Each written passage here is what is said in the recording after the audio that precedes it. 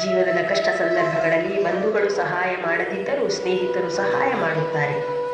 ಉತ್ತಮ ಸ್ನೇಹದಿಂದಲೇ ಎಷ್ಟೋ ಜನರು ಜೀವನದಲ್ಲಿ ಸಾಕ್ಷಾತ್ಕಾರವನ್ನು ಪಡೆದುಕೊಂಡಿದ್ದಾರೆ. ಮಹಾಪುರಾಣ ಕಥೆಗಳಲ್ಲೂ ದೇವಾನುದೇವತೆಗಳು ಉತ್ತಮ ಸ್ನೇಹಿತರನ್ನು ಹೊಂದಿದ್ದರು ಎಂದು ಹೇಳಲಾಗುತ್ತದೆ. ಅವರ ಸ್ನೇಹ ಸಂಬಂಧಗಳೇ ಇಂದಿಗೂ ಮನುಜಕುಲಕ್ಕೊಂದು ದಾರಿದೀಪ ಎನ್ನಬಹುದು. ಇಂತಹ ಒಂದು ಅದ್ಭುತವಾದ ನಿಷ್ಕಲ್ಮಶ ಸ್ನೇಹವೆಂದರೆ ಶ್ರೀಕೃಷ್ಣ ಸುಧಾಮರದು. ಇವರ ಸ್ನೇಹ ಸಂಬಂಧವು ಒಂದು ಉತ್ತಮ ಸಂದೇಶವನ್ನು ನೀಡುವುದು. ಹಿಂದಿನ ಕಾಲದಲ್ಲಿ ಶಿಕ್ಷಣವನ್ನು ಆಶ್ರಮಗಳಲ್ಲಿ ನೀಡಲಾಗುತ್ತಿತ್ತು.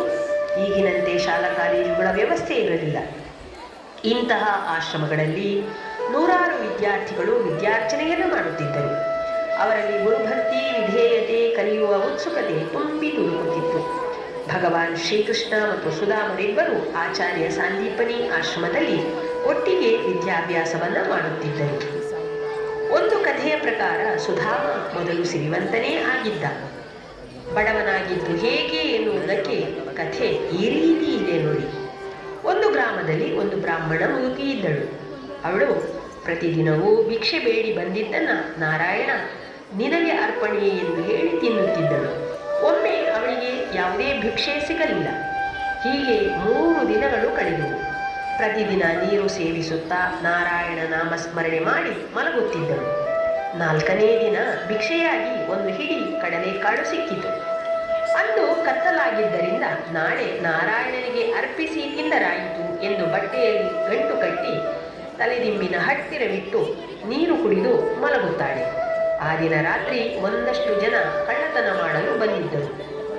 ಅವರಿಗೆ ಅದೇನು ಸಿಕ್ಕದೇ ಇದ್ದುದರಿಂದ ಮುದುಕಿ ಹತ್ತಿರವಿದ್ದ ಕಡಲೆಕಾಳಿನ ಗಂಟನ್ನು ಬಂಗಾರವೆಂದು ತಿಳಿದು ತೆಗೆದುಕೊಂಡು ಹೋಗುತ್ತಾರೆ. ಕೂಡಲೇ ಎಚ್ಚರಗೊಂಡ ಮುದುಕಿ ಜೋರಾಗಿ ಕೂಗಿಕೊಂಡಾಗ ಊರವರೆಲ್ಲ ಸೇರಿ ಕಳ್ಳರನ್ನು ಹಿಡಿಯಲು ಪ್ರಯತ್ನಿಸುತ್ತಾರೆ. ಆದರೆ ಕಳ್ಳರೆಲ್ಲರೂ ಓಡಿ ಹೋಗಿ ಸಾಂದೀಪನಿ ಮುನಿಗಳ ಕುಟೀರದ ಮರೆಯಲ್ಲಿ ಅವಿತು ಕುಳಿತುಕೊಳ್ಳುತ್ತಾರೆ.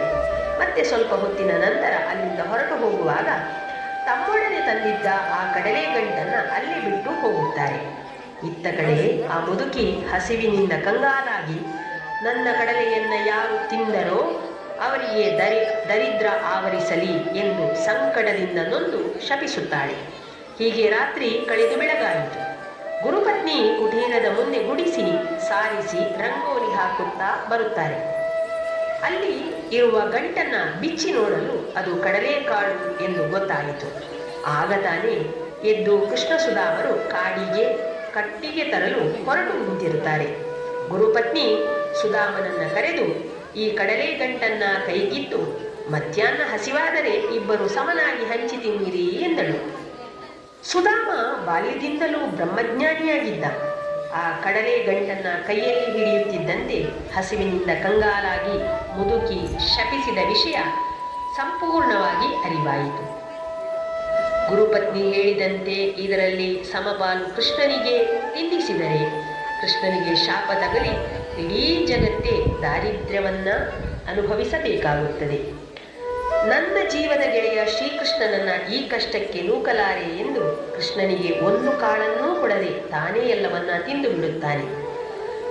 ಹೀಗೆ ದಾರಿದ್ರ್ಯವನ್ನೆಲ್ಲ ತನ್ನದಾಗಿಸಿಕೊಳ್ಳುತ್ತಾನೆ. ಮುಂದೆ ವಿದ್ಯಾಭ್ಯಾಸವನ್ನು ಮುಗಿಸಿ ತಮ್ಮ ತಮ್ಮ ಮನೆಗೆ ಇಬ್ಬರು ತೆರಳುತ್ತಾರೆ. ಹೀಗೆ ಕಾಲ ಉರುಳಿದವು.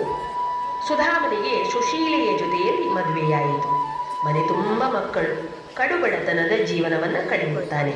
ಇತ್ತ ಶ್ರೀಕೃಷ್ಣ ದ್ವಾರಕಾಧೀಶನಾಗಿ ಸಂಪತ್ತಿನಲ್ಲಿ ತೇಲಾಡುತ್ತಿದ್ದಾನೆ ಎಂದು ಗೊತ್ತಿದ್ದರೂ ಗೆಳೆತನದ ದುರುಪಯೋಗ ಮಾಡದೆ ಎಲ್ಲ ಬಲ್ಲ ಪರಮಾತ್ಮನನ್ನ ನಾನು ಕೇಳುವುದು ಏನಿದೆ ಎಂದು ತಿಳಿದು ಏನನ್ನೂ ಕೇಳಲಿಲ್ಲ. ಹೀಗಿರುವಾಗ ಅಮ್ಮ ಹಸಿವು, ಅಮ್ಮ ಊಟ ಕೊಡಮ್ಮ, ಅಮ್ಮ ಊಟ ಕೊಡಮ್ಮ, ಅಮ್ಮ ಹೊಟ್ಟೆ ಹಸಿದಿದೆ. ಸ್ವಾಮಿ, ಮಕ್ಕಳೆಲ್ಲ ಹಸಿದಿದ್ದಾರೆ. ಮನೆಯಲ್ಲಿ ಬಡತನ ಕಾಡುತ್ತಿದೆ. ನಿಮ್ಮ ಗೆಳೆಯ ಕೃಷ್ಣ ಸಿರಿವಂತನೆಂದು ಹೇಳುತ್ತೀರಿ. ಆತನಿಂದ ಸಹಾಯ ಪಡೆದು ನಮ್ಮ ಬಡತನವನ್ನು ನೀಗಿಸಬಹುದಲ್ಲ. ನೀವು ಏನನ್ನುತ್ತೀರಾ? ನೀನು ಹೇಳುವುದೇನೋ ಸರಿ. ಆದರೆ ನನ್ನ ಈ ದರಿದ್ರ ಸ್ಥಿತಿಯನ್ನು ಕೃಷ್ಣನಿಗೆ ಹೇಗೆ ಹೇಳುವುದು? ಗೆಳೆಯನ ಮುಂದೆ ದೀನತೆಯಿಂದ ಹೇಗೆ ಕೈಯೊಡ್ಡಿ ನಿಲ್ಲುವುದು? ಆದರೂ ಅವರು ನಿಮ್ಮ ಗೆಳೆಯರಲ್ಲವೇ? ನಮ್ಮ ಕಷ್ಟಗಳನ್ನು ಅವರ ಬಳಿ ಹೇಳಿಕೊಂಡರೆ ಏನಾದರೂ ಸಹಾಯವಾಗಬಹುದಲ್ಲ.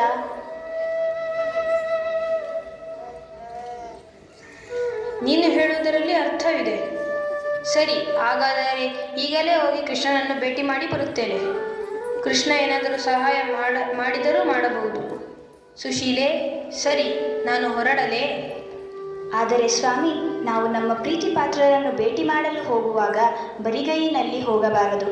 ನಮ್ಮ ಬಳಿ ಇರುವುದು ಹಿಡಿಯಷ್ಟು ಅವಲಕ್ಕಿ ಮಾತ್ರ. ಇದನ್ನೇ ತೆಗೆದುಕೊಂಡು ಹೋಗಿ ಸ್ವಾಮಿ. ಸರಿ, ನಾನು ಕೃಷ್ಣನನ್ನು ಭೇಟಿ ಮಾಡಲು ಹೊರಟೆ.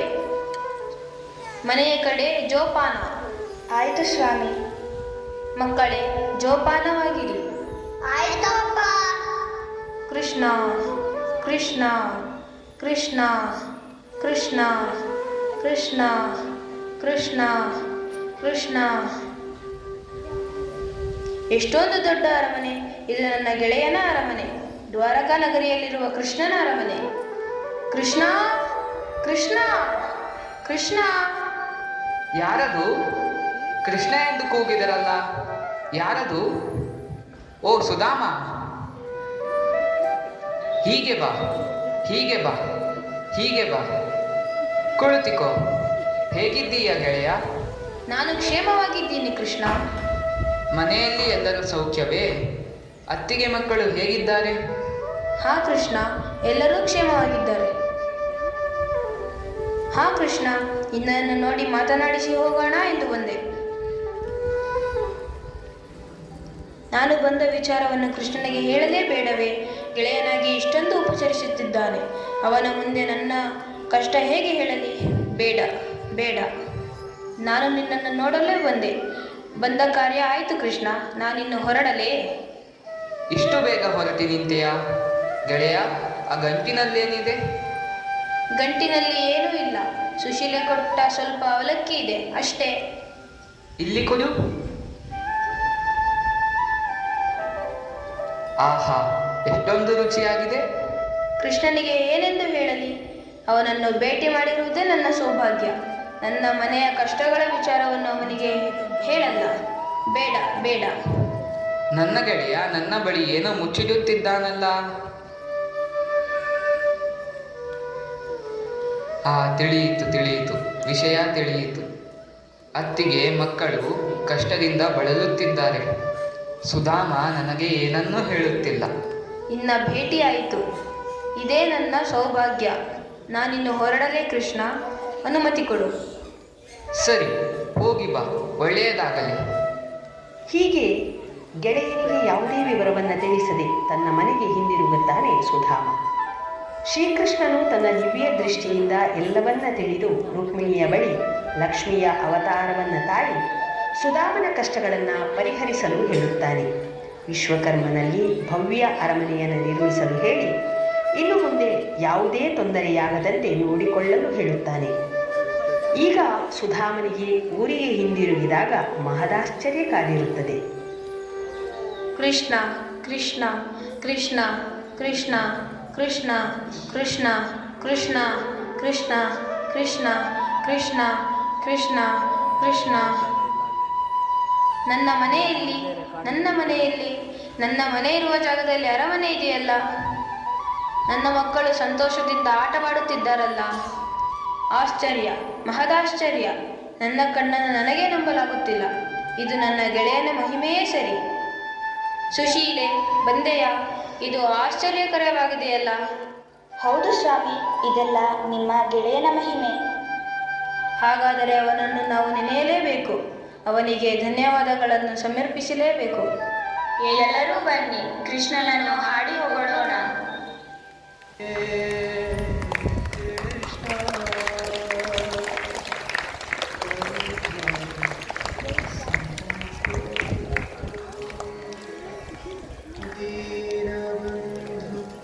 जगत्पते गोपेशा गोपिका कान्ता राधा कान्ता